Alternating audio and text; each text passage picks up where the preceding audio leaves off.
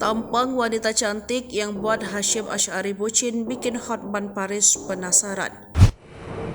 Demi melampiaskan hasratnya, mereka tidak mengajak hubungan dengan CAT, panitia pemilihan luar negeri Belanda wilayah Den Haag. Mantan Ketua KPU Hasyim Asy'ari melakukan segala cara dan upaya.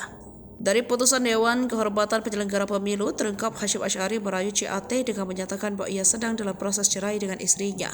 Pada isi putusan lainnya, Hasyim disebut membantah pengakuan CAT. Dalam perbincangan awal, pertemuan tersebut tidak ada sama sekali terbesit dalam benaknya untuk merayu, apalagi hingga membina hubungan asmara dengan CAT.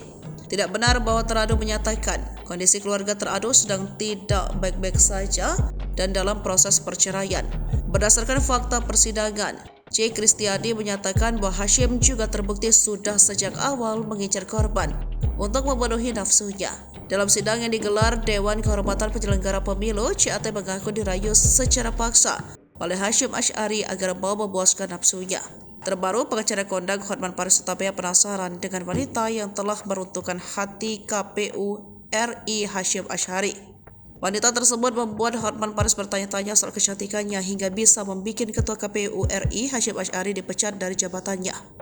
Bahkan Hotman sampai ingin berkenalan dengan wanita yang diduga sebagai orang spesial Ketua KPU RI Hasyim Asy'ari. Tanpa ragu, Hotman Paris menawarkan pekerjaan kepada wanita tersebut sebagai asisten pribadinya meski belum pernah bertemu sekalipun melihat wajahnya. Siapa nih cewek kok bisa meruntuhkan hati seorang Ketua KPU? Apakah dia cantik? Halo cewek yang meruntuhkan hati Pak Hasyim Asy'ari, saya tawarkan Anda jadi aspri saya yang ke-327. Ucap Hotman Paris pada video postingan di akun Instagramnya. Saking penasarannya, Hotman meminta netizen untuk mencari tahu semua tentang wanita tersebut, mulai dari foto wajahnya dan kelebihannya. Hotman memastikan wanita itu akan mendapat kenyamanan apabila menerima tawaran sebagai asisten pribadinya.